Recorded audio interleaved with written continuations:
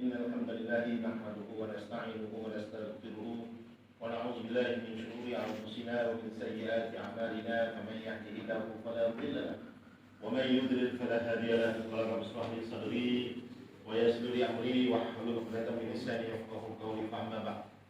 Semoga Fadil Tuan Musi Surau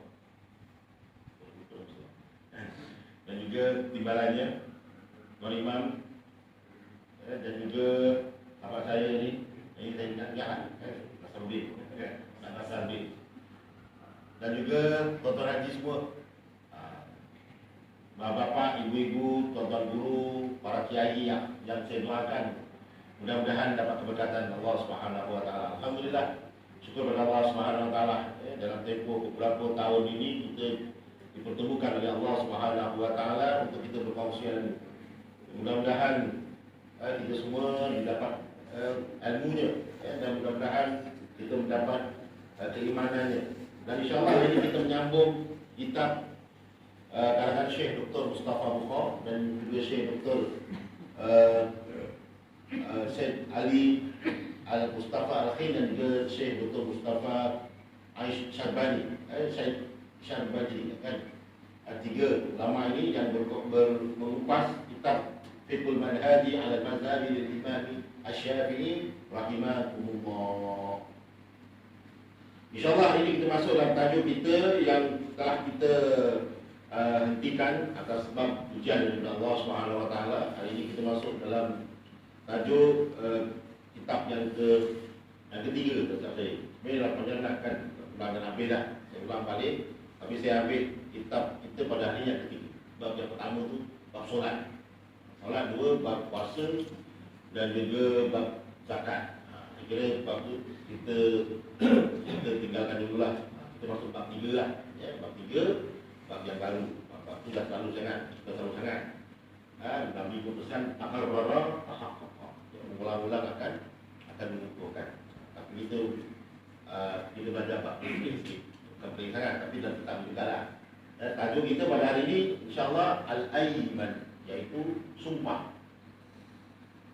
Tajuk kita berkaitan tentang sumpah. Dalam firman Allah Subhanahu wa taala surah Al-Haqqah ayat 45 menyebut A'udzubillahi minasyaitonirrajim la akhadna minhu bil yamin sadaqallahul azim. Pasti kami akan menetap dia dengan tangan kanan ataupun kekuatan. Jadi sumpah dalam bahasa Arab disebut yamin. Namun yamin juga dalam bahasa Melayu membawa maksud tangan kanan, yamin. Yang tangan kiri dipanggil yasir. Ya. Manakala kekuatan juga dipanggil yamin. Ya, yamin. Manakala laut dipanggil ayam. Ya, yamun tu laut. Ya, yamun tu laut. Muradif bagi perkataan bahru. Yamun itu laut, bahru pun laut. Dan manakala yamin ini lebih kepada kekuatan tangan kanan, bahu pun juga disebut sebagai sumpah. Ya, sumpah. Jom kita melihat apakah dia maksud sumpah yang dibincangkan oleh ulama-ulama daripada kalangan imam mazhab Asy-Syafi'i. Dan juga kalau tuan-tuan perasan kitab ini bukan antara kitab yang menjadi rujukan Jabatan Agama Islam ini kan. Dan kitab yang saya ajar tuan-tuan ini bukan saya ajar, yang kita diskusikan ini merupakan kitab yang dibenarkan. Alhamdulillah lah. Yang dibenarkan dan juga ada sedalam silibus guru-guru yang dapat tauliah daripada Jabatan Agama Islam negeri Johor. Jadi tuan-tuan, hadirin, bapak-bapak, ibu-ibu yang saya muliakan, sumpah disebut dalam bahasa Arab disebut yamin, yang bermakna tangan kanan. Kerana apa? Kerana tangan kanan ini di situ terkandungnya kekuatan. Walaupun ada yang tidak, kan? Nama juga yang tidak. Tapi biasanya tangan kanan itu dia ada guna dalam. Bayangkan kalau tangan kiri makan pun guna tangan kiri. Kita bukan jawab cibuk tangan nombor kiri. Saya mana sanggup dia.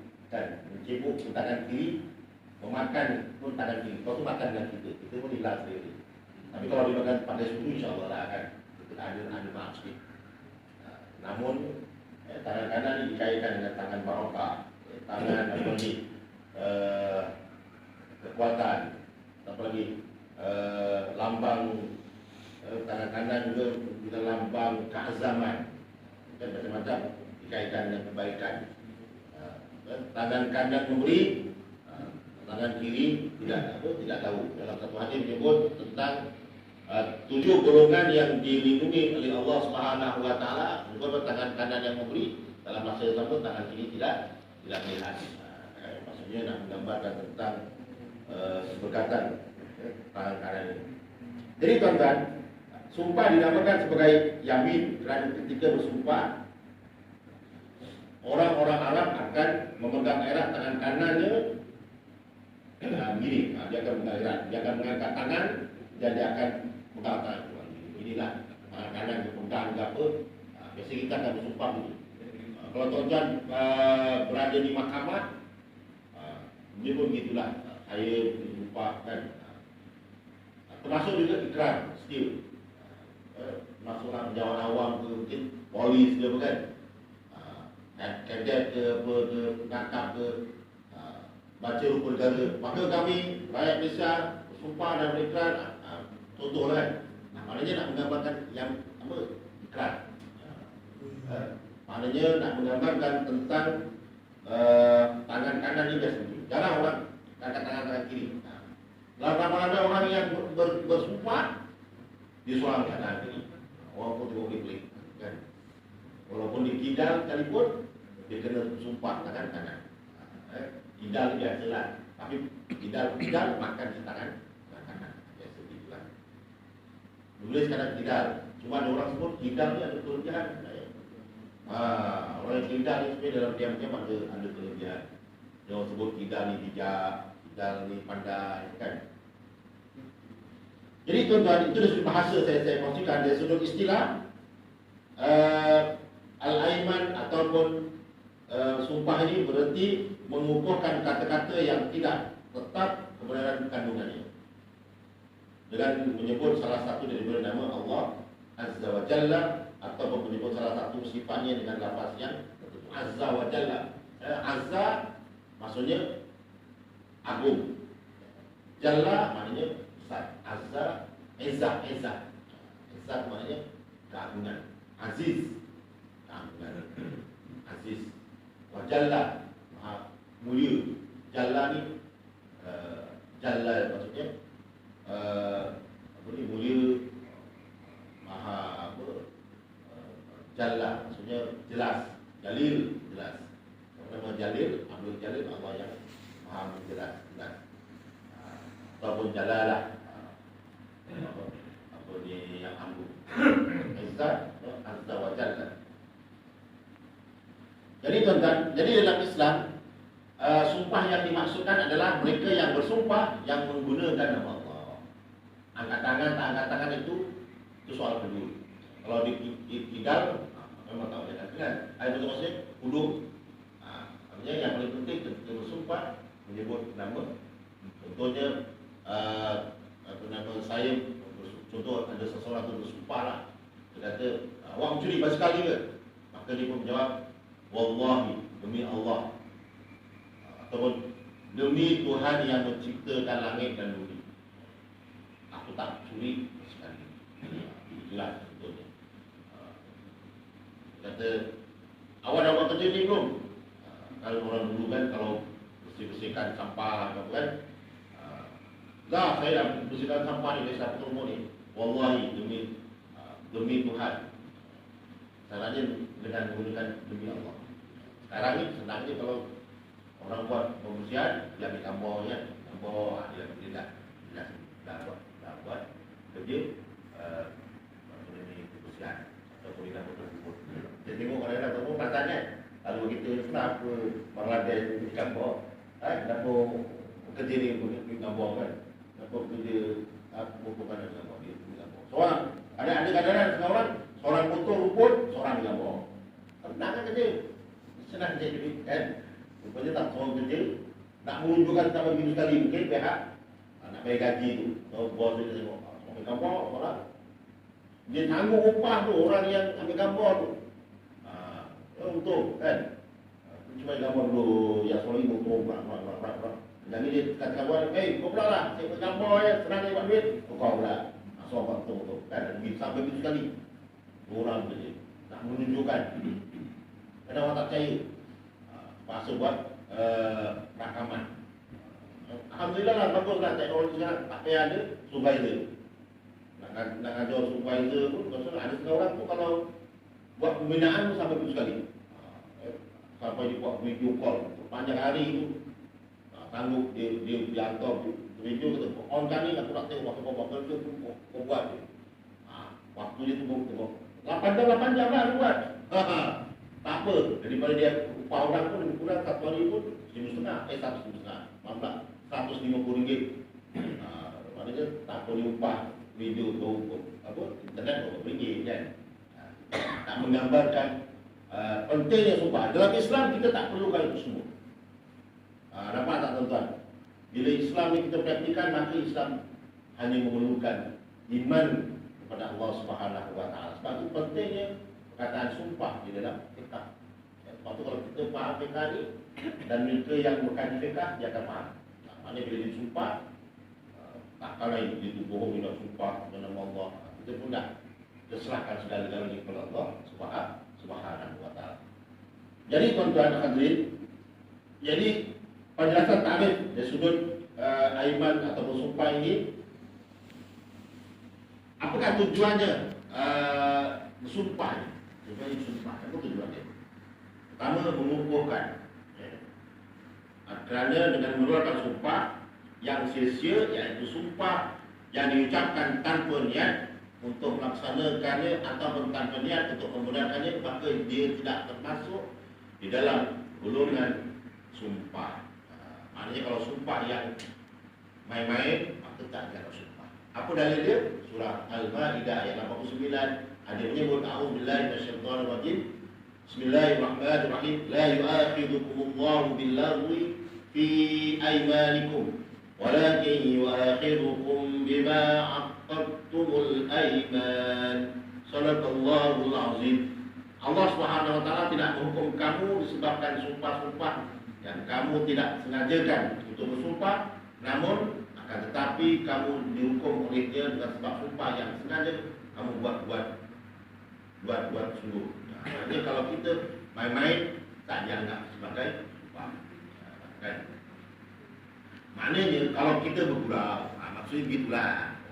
Gurau-gurau yang main-main lah, bukan nak serius. Kan? Kita bergurau-gurau, bukan kita nak jadikan dia sebagai gurau-gurau. Mungkin tuan-tuan hati dengan rakan-rakan sumpah tapi dia tahu pun dia tu bergurau kan. Gimana? Aku pergi masjid. Tapi mampu lagi kami masjid kan. Apa lagi contoh sumpah yang bergurau kan. Maknanya kalau kita berniat sebagai tidak menganggap dia sebagai sumpah. Maknanya apa nama? Sumpah yang memang tuan-tuan sumpah ini ayat Quran. Memang sumpah betul pun. Apa dia tu? Tiba-tiba saya sebut Bismillahirrahmanirrahim. Alhamdulillahirabbil alamin. Arrahmanir rahim. Sampai habis. Tiba-tiba tuan-tuan sebut sumpah kepada Allah, itu ayat Quran. Memang itu dalam ayat Quran, tak perlu nak bersumpah. Namun maknanya kalau sumpah, okey. Nanti kita masuk. Apakah dia sumpah yang disebut, tapi kita masuk dalam tarikh dulu. Malulah tuan-tuan lama tak ceramah ni dah, dia cakap membeli sikit. Lama dah ni tak pernah ceramah. Jadi agak pecah. Jadi tuan-tuan, apa nama? Yakni dalam satu hadis Nabi sallallahu alaihi wasallam menyebut Rasulullah sallallahu alaihi wasallam ada bersabda, wa kalamu rajuli fi baitihi kalamu wallahi bala wallahi. Ya, maknanya sumpah ni yang disebut, yang sebenarnya kata Aisyah dalam hadis disebut adalah percakapan laki-laki di dalam rumahnya. Contohnya pun wallahi. Kalau dalam bahasa Arab senang. Ya, dalam bahasa Arab senang. Dalam bahasa Melayu kita cakap dengan kawan itu sumpah. Aku berjalan. Aku tadi macam minggu lepas saya ada pergi Genting Highland. tuan pernah pergi ke Thailand kan? Okay. Dulu zaman muda-muda kan, Thailand tu tinggi banyak. Pergi ke Thailand. Maksudnya, tapi kalau dalam bahasa Melayu sebut sumpah tinggi dia orang tak, kadang orang tak apa nak faham. Tapi kalau dalam bahasa Arab, sumpah dia mesti pada bawah. Wallahi. Dia kalau wallahu, dia tak jadi sumpah. Atau wallaha, kan? Kalau wallahi, dia kalau dalam Islam Arab ada beberapa tempat yang dia mesti bawahi. Contohnya rumah saya, kan? Baik rumah Halim. Baik itu Halimin, rumah Halim. Min itu pada bawah. Kalau dia aksam ataupun qasam, sumpah. Wallahi. Jadi hi itu kalau orang Arab dia faham. Dia boleh faham maksudnya. Dia sumpah ni jangan baik sebab dia wallahi. Kalau dia sebut wallahu, kan? Wallahu saya dia pergi genting. Dia tak bersumpah. Dia tak pergi genting tu. Dia highlight. Saya orang itu je lah. Kan? Jalan tinggi je. Pertama kali pergi, tak pernah pergi genting. Dia dah ini tinggi. Sejuk sikit lah. Kita pergi situ, pergi tak nak apa, duduk itu je lah. Jangan keluar, saya tak balik keluar, orang ramai. Dan buat rombongan Minang. Minang untuk anak saudara saya. Tapi contohnya kalau saya bercerita lah, wallahu. Kadang orang tanya, kalau orang Arab tuan dia senang. Jadi kalau berpuan-puan dia nak bagi kawan dia faham, wallahi ana bil amsi dhahabtu ila al mukhatabah untuk Minang. Kau faham mobil untuk pergi. Dia nak bagi faham cerita. Tapi kalau kita kalau dia sebut wallahu, maka tak jadi sebagai sumpah. Tapi dia kalau wallahi, hi itu maksudnya membawa maksud betul dia tu pergi ke genting. Tapi kalau kita kadang-kadang orang tu, kadang-kadang sekarang kan kalau bercerita, kalau kita cerita tu, dia mesti cerita tu juga. Ada je kena dia kan. Macam yo jadi dia orang tu. Asyik cerita, kan main. Betul-betul tu. Tapi kalau dia guna sumpah, pun belum tentu. Tapi kalau dia sumpah, dia guna perkataan hi, maka takkanlah kalau dia faham fiqah, maka dia jangan main-main dengan Allah. Kerana ada hukum fiqah. Bukan kecil. Dalam satu hadis Nabi sallallahu alaihi wasallam, Nabi menyebut al-kabairu al-isyraku billahi wa uququl walidain wa qatl nafsi wal yaminu humus. Hadis sahih rawahu Bukhari. Ada menyebut daripada Abdullah bin Amr daripada Nabi sallallahu alaihi wasallam, dosa-dosa yang besar itu ialah yang pertama al-isyraku billah, mensyirikkan Allah Taala. Maksudnya ada Tuhan lain. Yang kedua, hukukul walidain. Hukukul ni adalah derhaka. Derhaka besar. Derhaka besar. Tak balik pun boleh didiklah. Kenapa? Menyebabkan mak bapak rindu pun boleh jadi dah. Rindu dengan macam tuan-tuan, kalau rindu pun redokan dah. Ni dah boleh balik letak desa je kan. Dulu kata tak boleh balik letak desa. Tak boleh. Ni dah boleh letak desa ni, tak balik-balik. Sebelum dia tarik-balik kebenaran letak desa. Okay, dah boleh nak naik sikit-sikit kan. Jadi anak-anak yang masa depan cakap ni, anak-anak dah berjaya kan, dua yusin dah. Kenapa tak balik? Dulu kata alasan tak boleh balik ya. Jadi kalau contoh anak-anak tuan-tuan yang tuan-tuan Hindu tak balik, redokan dia. Jangan menyebabkan kita ribut. Takut nanti anak-anak dia ada derhaka. Sebab dalam Islam, mupasan derhaka itu sangat luas. Wallahualam. Tengok maaf lah. Kerana rindu tu rindu. Bukan anak dia, cucunya. Anaknya rindu juga, cucunya tu kadang. Tunjuk video je. Gerak rindu dengan cucunya kan. Yang kadang mengaku kan. Rindu dengan anak-anak kan. Jadi kalau rindu, redokan anak-anak. Takutlah rindu lah. Tak balik pun. Yang penting videonya balik. Kan? Itu maksudnya. Kenapa? Kerana derhaka ni dosa besar. Kan? Dan yang ketiga, waqatul nafsi, bunuh orang. Dan yang keempat ni tuan-tuan, apa dia tadi sebut? Wal yaminul ghumus, iaitu dosa yang sengaja diciptakan. Sumpah yang sengaja diciptakan. Atau dalam bahasa Islam al-yaminul ghumus, iaitu sumpah dusta yang menenggelamkan. Al-yaminul ghumus namanya sumpah dusta yang menenggelam. Kan maksudnya dusta yang menenggelam itu maksudnya apa? Dusta yang sengaja dicipta. Kadang-kadang bahaya tu, menipu roblok, menipu tu, kan? Menipu roblok cakap je lah. Jadi jangan menipu kadang-kadang. Roblok menipu. Rata-rata alamat roblok. Padahal roblok tu tak tanya pun. Diam je, sebut semuka. Nak menipu kau, nak mancing. Padahal nak mancing. Ada saya tengok satu YouTube, cara nak melepas daripada roblok. Dia ajar kan. Terus menipu tu tuan-tuan. Dia taklah menipu, mengajar orang menipu pula. Sahamnya kalau dia meninggal sampai akhirat. Kan? Sebab Nabi sebut dalam hadis. Kan? Dusta yang sumpah, tapi itu dusta. Tapi ni kalau disumpah dusta lah. Kalau dusta itu dah besar tu. Dusta menipu roblok satu hal. Ada tunjuk, kita cara ni mancing. Dia tunjuk, bukan dia lepas, dia tunjuk, dia kotor, dia cakap mancing. Padahal kalau dia diam je, boleh tukar tali tangan tu kan. Lalu je lah, apa masalah je kan. Macam kedua, ambil anak sekolah. Cara-cara nak menipu. Nak hantar barang, dia pergi bawa barang.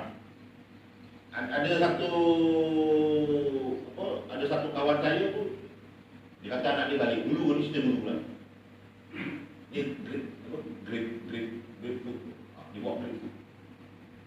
Alasannya bawa grip. Padahal balik kampung, dalam pagi. Polis jokalan. Wallah, dia cerita lah. Dia tak bukan nak fitnah. Mohon maaf lah kalau yang ada grip tu ni lah.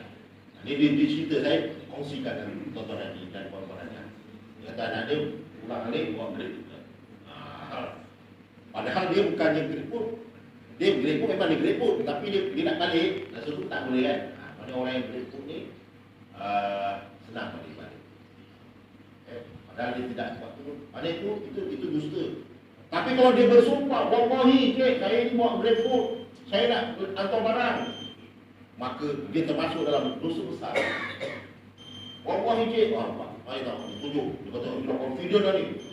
Dia menipu, bersumpah dalam Allah. Padahal dia tadi dia dalam perjalanan tu, dia sembahyang sunat, sembahyang jamak asar.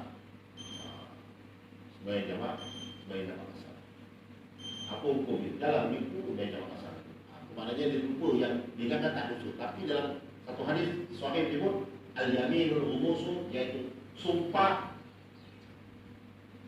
dusta yang sengaja dan menenggelamkan, menggambarkan tentang dosa-dosa besar. Ya. Jadi tuan-tuan hadirin yang dirahmati Allah Subhanahu wa taala, itu perkataan sumpah. Jadi kalau kita tengok Sayyidatina Aisyah, isteri baginda Nabi SAW, ada menyebut sumpah ni biasanya seseorang yang bercakap dengan keluarga dia lah. Maksudnya biasa melibatkan kita ni, bapak, tuan-tuan Haji, bapak Haji, suami isteri, wallahi, dan juga wallahi ataupun watallahi wabillahi. Dia lapas sumpah ni wallahi, demi Allah. Wow itu maknanya dan Allah. Mesti gitulah, wallahi. Ataupun wabillahi, di itu maksudnya dengan Allah. Watallahi, tallahi saya lupa maksud, tapi wabata, wabillahi, watallahi, wallahi. Itu tiga kaedah lah dalam sumpah. Tapi biasanya yang paling popular wallahi. Ya, wallahi. Dan pasal orang Melayu. Kita semua faham. Sebenarnya perkataan wallahi saya kira bapak dah faham lah ya. Jadi tuan-tuan, apakah dia ayat-ayat suci Al-Quranul Karim yang menyentuh perkataan wallahi? Ada dua ayat. Ada dua ayat lah, yang bercerita tentang sumpah ini. Antaranya surah Taubah ayat 74 dan juga surah surah Al-Baqarah ayat 224. Surah Al-Taubah ayat 74 apa dia buat? A'udzubillahi minasyaitonirrajim. Bismillahirrahmanirrahim. Yahlifuna billahi ma qalu. Mereka bersumpah dengan nama Allah bahawa mereka tidak mengatakan sesuatu yang buruk terhadap kamu. Ini kisah orang-orang yang bersumpah dengan Allah dengan Allah Subhanahu Wa Taala. Mereka tidak pun mengatakan buruk apa yang terhadap baginda Nabi sallallahu alaihi wasallam. Jadi sumpah ni ada beberapa tempat yang biasanya orang sebut. Pertama sekali, sumpah terhadap perkara yang telah berlaku. Contohnya seseorang yang telah buat. Dan tadi itulah yang saya kongsikan. Katakanlah saya ada seseorang tu bekerja di sini, saya katakanlah tuan latih saya untuk bekerja pembersihan di sini. Kata Lim, Syekh Lim tak siap pun. Wallahi, saya dah buat. Tapi kita biasanya kalau dengan orang ni tak payah sampai wallahi lah. Pada bila kita wallahi kadang-kadang orang pun macam menghina pun dia juga lah. Bacalah saya bila kita katakan wallahi kita cakap alam kau ni sampai sumpah pakai macam aku tak percaya dengan kau. Macam tu kan. Janganlah sumpah. Cakap dia sudahlah kan. Takkan saya tak percaya dengan kau. Kan. Tapi kadang-kadang bila orang sumpah tu makin tak percaya, betul tak? Kan. Asal dia biasa kalau kita nampak kalau orang dia membohong kan. Dia mesti beria kan. Tapi kalau dia dah saya dah. Ataupun dia memang kaki penipu kan. Daripada dia langgar dia wallahi tak wallahi kan. Tapi orang Arab tuan-tuan biasa dia kalau sumpah dia tak main-main. Sebab dia faham hukum. Dia faham hukum. Dia tak berani. Lagi kalau kita sebut hasbiyallahu wa ni'mal wakil. Hasbiyallahu wa ni'mal wakil. Cukuplah Allah dan juga Allah lah yang menjadi pelindung ataupun penyaksi wakil. Dia takut dia. Nanti dia katanya hasbi binisbalat atau bi. Lat dia tu. Hasbi Allah tu kembali pada kamu. Dia takut. Kadang-kadang dia pun jual betul punya standing. Kadang-kadang kita ni baru nak faham dengan orang kan. Belajar-belajar orang, betul kalau cakap dengan orang, kalau pergi buat ke apa tu, kau cakap ya, hasbi Allah wa ni'mal wakil. Marah orang tu tuan-tuan. Sebab apa? Sebab seolah-olah kita macam nak menghukum dia. Padahal dia jual betul. Katakanlah dia jual lima RM5. Lima tu katakan sekilo RM5. Dah, dia tulis tu RM5. Kita pun sebut. Pada boleh RM5, kadang-kadang RM2. Katakanlah. Kita boleh kata, hasbiyallah wa ni'mal wakil. Muk dia. Aku dah letak harga RM5 pun. Kau nak cakap hasbiyallah wa ni'mal wakil. Ni buat apa aku? Dia kata. Dia kata. Hasbiyallah disebab kamu, bukan disebab saya. Saya pernah kena dia cerita ni. Dia cerita dia. Masa tu belajar-belajar, abang-abang lama beritahu saya, kalau urusan yang dia Arab, dia kata, hasbiyallah wa ni'mal wakil. Dia pun, yang takut-takutlah. Tapi kalau yang jenis agamawan, ya jual-jual buah tu pun agamawan. Time bayang di biar kan, di sembahyang kan. Dia pun hafiz-hafiz juga. Tiba-tiba kita nak main-main pula kata, dia marah bagi itu. Hasbi ni sebab. Disebab kamu, bukan disebab saya. Allah Ta'ala yang akan menghukum kamu, bukan menghukum saya. Kita pun dengan apa ini, maaf. Saja nak tes kata tu, rupanya mereka takut dengan kata tu. Ataupun mereka merasa bila kita berjatuh seolah kita nak menghina dia. Padahal dia memang jujur dan memang jaga hukumnya Allah Subhanahu. Jadi tuan-tuan, sumpah ni dalam fiqh kalangan Syekh Dr. Mustafa Mukhtar, Syekh Dr. Said Al-Badiyah bin dan juga Syekh Dr. Mustafa Al-Latif biasanya meletakkan pada perkara yang telah dilakukan. Itu biasa itulah. Ya begitu. Maknanya kalau kita contohnya orang tu dia buat, maka dia bersumpah lah kan. Kadang-kadang bila kalau kita faham, sekarang kita sudah faham hukum. Kalau kita nak kata hati, kita nak meyakinkan sebab kita tak tahu. Betul lah orang buat Allah izin, dia buat. diserap oleh Allah SWT. Nah, ya. Jadi itu yang pertama. Yang kedua tuan-tuan, bersumpah juga boleh berlaku pada perkara yang akan dilakukan, yang akan datang. Kan? Contohnya ada majlis kahwin, contohlah kita menyebut dia, ataupun naik majlis lewang. Jadi pun datang tempat saya, nanti majlis kahwinnya, siapa kahwin dia? Dia lah, dia nak kahwin, tapi tahu tak kahwinnya. Contohnya anak dia nak kahwin, cucu dia lah. Sumpah saya akan datang. Contohlah dia cakap itu. Atau boleh berkata, wallahi saya akan datang. Maka dalam Islam, mati itu juga termasuk dalam sumpah. Apa dalilnya? Hadis Nabi SAW diriwayatkan oleh Abu Daud daripada baginda Nabi SAW menyebut, wallahi la'azuwanna Quraisy. Demi Allah, saya akan pasti menyerang orang Quraisy. Maknanya Nabi bersumpah pada waktu itu dia akan berperang. Ya, berperang. Ghazwah. Pada ghazwah ni dalam masyarakat la'azuwanna, aku akan memerangi orang Quraisy. Itu perang. Ada istilah perang juga dalam masyarakat dipanggil Syria pun perang juga. Ghazwah itu peperangan yang dihadiri oleh baginda Nabi SAW, dan Syria peperangan yang tidak dihadiri baginda Nabi. Ya, saya jadi belajar ke Islam, kata Syria. Maknanya peperangan di Ghazwah yang dihadiri baginda Nabi. Maknanya Nabi bersumpah demikian, dalam peperangan tersebut dia akan hadir. Nampak tak tuan-tuan istilah bahasa Arab? Ada peperangan yang Nabi akan hadir dipanggil Syria, dipanggil Ghazwah. Maknanya Nabi sendiri kata, bila sahabat dengar, oh alhamdulillah lah, kata bagus ni bagi Nabi ni. Sebab apa? Sebab dia akan susu. Macam setengah-setengah tempat kan. Pengurusi cakap, okey, saya akan insyaAllah setelah saya dilantik sebagai pengurusi kampung ini, saya akan berjanji, saya akan hadir setiap program yang dianjurkan. Sumpah wallahi, kalau saya sihat. Itulah. Maka penduduk taman atau penduduk kamu akan rasa gembira lah. Kita nak cari pengurusi yang masjid ke, surau ke, taman ke, hadir ataupun adun lah kan. Saya akan berjanji pada tuan-tuan yang boleh saya cari calon politik, saya akan hadir. Kita suka lah.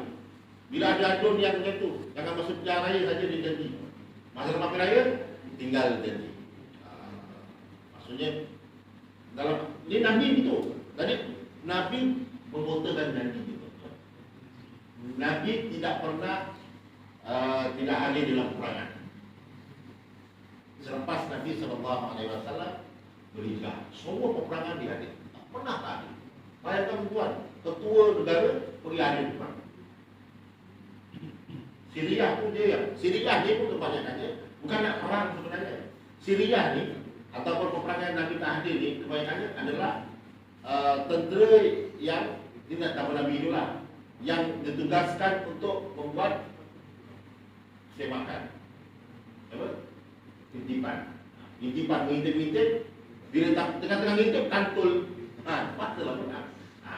Tapi untuk tujuan perang benar, Nabi memang ke depan. Nabi memang orang yang ke depan. Nabi tak ke belakang, Nabi ke depan. Itu Nabi. Biasa tentera di tuan awal tu, tapi dia depan dulu. Nabi depan dulu. Sebab tu ada kejayaan tentera Islam ni. Tentera betul. Semua orang nak bunuh ketua dulu lah. Bila bunuh ketua kemak. Tapi Nabi alhamdulillah lah, Allah lindungi. Cuma ada peperangan yang bikin Nabi SAW tak. Jadi peperangan itu Nabi sebut, wallahi la'azuwanna Quraisy. Setiap peperangan yang melibatkan dengan Quraisy ni padahal apa? Keturunan Nabi. Nabi punya atuk Nabi Muhammad, Abdullah bin Abdul Muttalib, bin Qusay, bin Kilab, bin Hashim, kata Quraisy. Ada Bani Quraisy. Nabi punya datuk ini punya. Ya, Quraisy. Mana Quraisy ni Quraisy. Baik itu kalau kita tengok Quraisy ni kelebihannya bahasa Arab yang jadi silbus dunia pun bahasa Quraisy. Jadi kalau tuan-tuan jumpa orang Quraisy, dia cakap Arab ni macam Arab Quran pula. Dia beli lahjah, gurauan dia lahjah Quran. Dia ada bahasa dia lah Arab ni. Lebih kepada itu. Macam kita lah di Malaysia, kita boleh bahasa Melayu Johoriah kan. Jadi bukan boleh bahasa